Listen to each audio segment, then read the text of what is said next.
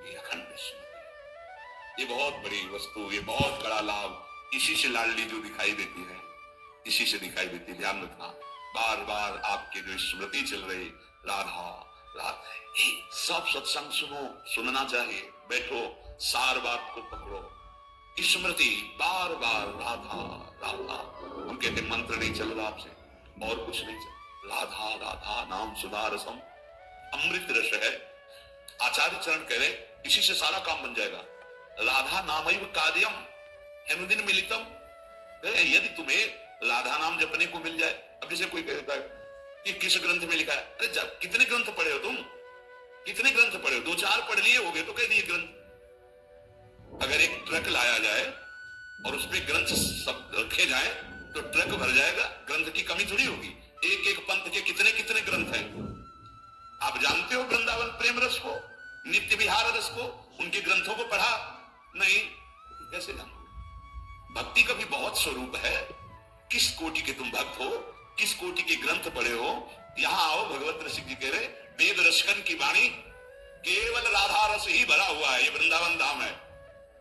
कौन इस धाम की महिमा को, महापुरुष जो है, साधारण जीव की तो बात जाने, कौन नमन नहीं करता, कौन नहीं जानता।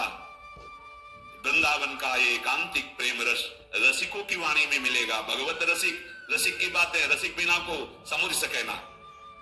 राज दरबार में राजा का जो प्रताप है, वो जितने देखते हैं वो उतना जानते हैं कि राजा के समान कोई नहीं है, क्योंकि उसके इशारे, भ्रकुटी के इशारे में प्रांत के प्रांत नष्ट हो सकते हैं।